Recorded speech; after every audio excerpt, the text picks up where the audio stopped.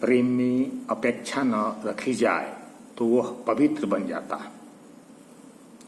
अक्सर हम मोल शब्द का उपयोग भौतिक वस्तुओं के लिए करते हैं।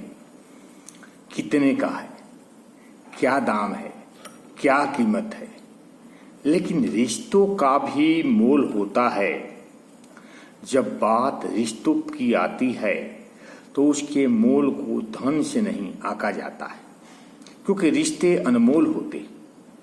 इन्हें न तो खरीदा जा सकता है न बेचा जा सकता है। इन्हें सिर्फ जिया और निभाया जा सकता है, और इसे निभाने के लिए कई प्रकार हमें समझौते भी करने पड़ते हैं और त्याग करना पड़ता है। जन्म से लेकर मृत्यु तक जीवन रिश्तों की डोर से बंधा है। माता पिता, भाई बहन, जीवन साथी, संतान, मित्र, गुरु, शिष्य, हर कोई हमारे जीवन में एक संबंध बनकर आता है। परंतु क्या हम कभी उन संबंधों की वास्तविकता, गहराई को समझ पाते? शायद तब तक नहीं जब तक वह रिश्ता हमसे दूर न हो जाए।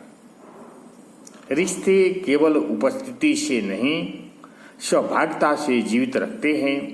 कोई हमारे पास हो और हम उसे समय न दे, संवाद न करे, तो वह रिश्ता धीरे धीरे सूखने लगता है। यही कारण है कि जब माता पिता हमारे जीवन में होते हैं तब हम अपनी व्यस्तता का हवाला देते हैं, लेकिन जब वे नहीं रहते तो उनकी कही बातें, उनका स्नेह, उनकी उपस्थिति हमें सालती है।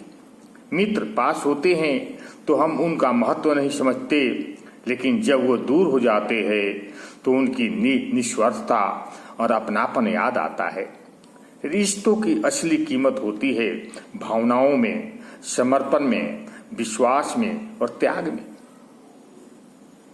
जब कोई रिश्ता स्वार्थ पर आधारित होता है तो बहुत जल्दी टूट भी जाता है, पर जब कोई नाता आत्मा की गहराई से जुड़ा होता है तो वह न केवल अस्थायी होता है बल्कि समय और परिस्थिति की सीमाओं से परे चला जाता है।